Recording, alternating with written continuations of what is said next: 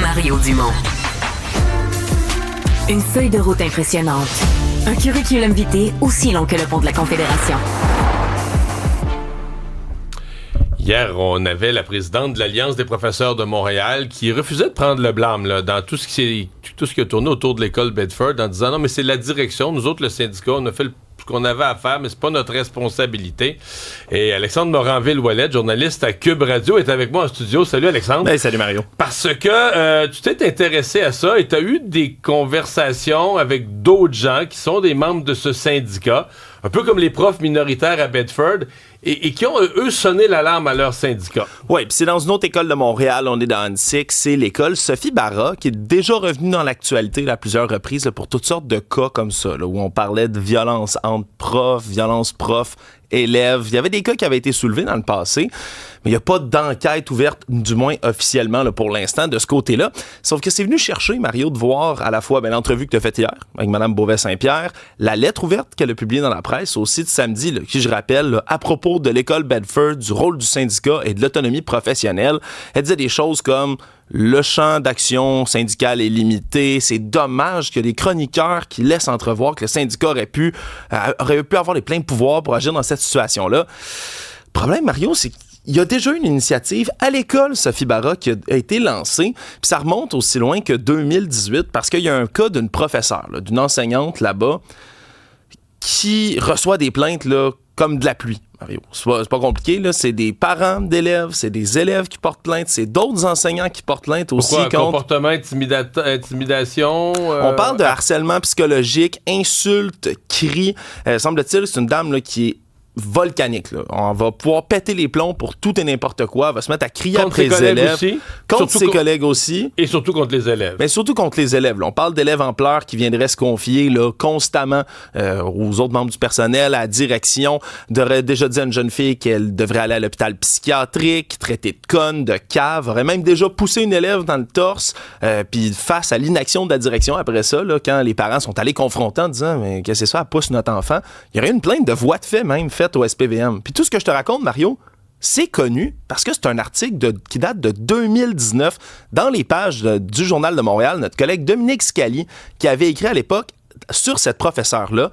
Et là, je confirme, elle est encore à cette école-là. Déjà en 2019, dans le texte, on disait du côté des parents qu'on était sidérés de l'avoir mais là, tu nous ramènes à l'aspect syndical parce qu'il y a des enseignants de cette école-là qui avaient entrepris une démarche à l'époque. Voilà, quelques années plus tard, on est en 2021, les enseignants sont quand même tannés de porter des plaintes, puis il se passe rien pantoute. Puis là, décide de prendre ça en main puis de faire une demande officielle auprès de l'Alliance des professeurs de Montréal pour qu'il y ait la création d'un comité syndical sur la violence à l'Alliance. Ça s'invente pas, c'est le nom du comité. Un comité syndical sur la violence à l'Alliance. Oui, puis là, on se comprend, là. Ça la rime violence. En plus. Voilà, puis c'est un bonus. Puis c'est, on se comprend, là, la violence entre les profs. Là. Quand on dit à l'Alliance, c'est dans le syndicat. C'est donc entre enseignants les uns envers les autres.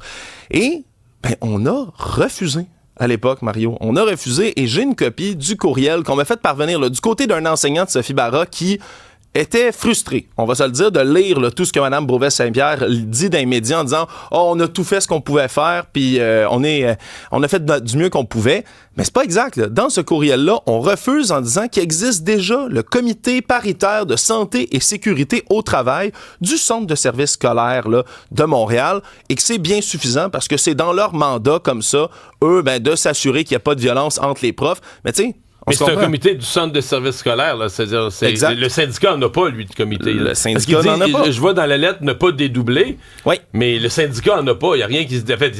C'est qu'ils s'en remettent au patron, dans le fond, pour s'occuper de ça, en disant, nous, comme syndicat, on s'en lave les mains. Voilà, c'est que ça fait partie du mandat du comité paritaire de santé et sécurité, mais c'est parce que le comité paritaire de santé et sécurité, Mario, il gère aussi pour pas que les profs glissent dans une flaque d'eau puis se pètent la marboulette, là. Ça a comme un mandat qui est super élargi, fait toutes sortes de choses, dont, dans ce mandat-là, quelque part, de gérer la violence entre les profs. Et là, je leur ai posé la question directement à l'Alliance des professeurs de Montréal hier, en leur disant, mais regardez, est-ce que vous avez vraiment tout fait?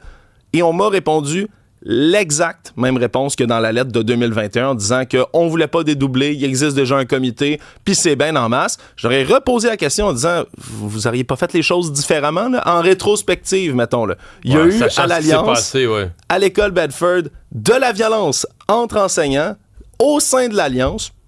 Est-ce que ça n'aurait pas été pertinent d'avoir un comité qui fait exactement la prévention de tout ça? Semble-t-il que non. Mais ce qu'on note quand même, c'est que toute cette notion de l'Alliance qui dit on ne savait pas, là, on savait pas les problèmes, on savait pas ce qui se passe sur le terrain, on se demande toujours, avez-vous pris les moyens pour savoir, vous êtes-vous intéressé à ce type de questions-là? Ça nous donne encore l'impression, ton dossier ce matin, qu'on ne sait pas parce qu'il y a un bout où on veut pas savoir, on veut pas te mettre les doigts là-dedans, là, on veut pas mettre les mains là-dedans du tout. Non, puis surtout que là, on se comprend, là, on semble pas rapporter à l'école Sophie Barra une espèce d'omerta puis une prise de pouvoir par un groupe d'enseignants majoritaires. On n'est pas là-dedans, mais on est quand même à un endroit où il y a eu des plaintes, il y a eu juste une plainte au SPVM envers une enseignante. Il y a des plaintes de tous les enseignants ou presque autour d'elle. Ça crie encore dans les corridors. Mais on me dit, là, elle est là. Elle continue d'enseigner. Puis le nombre de plaintes est pas suffisant. Le parallèle avec Bedford, c'est que la direction de l'école n'a rien fait, puis le syndicat n'a rien fait. Ben, ils ont fait tout ce qu'ils pouvaient, Mario. Ouais, tout ce qu'ils pouvaient, sauf accepter le comité là-dessus. C'est-à-dire rien. Alexandre, très bon dossier. Merci beaucoup. Salut.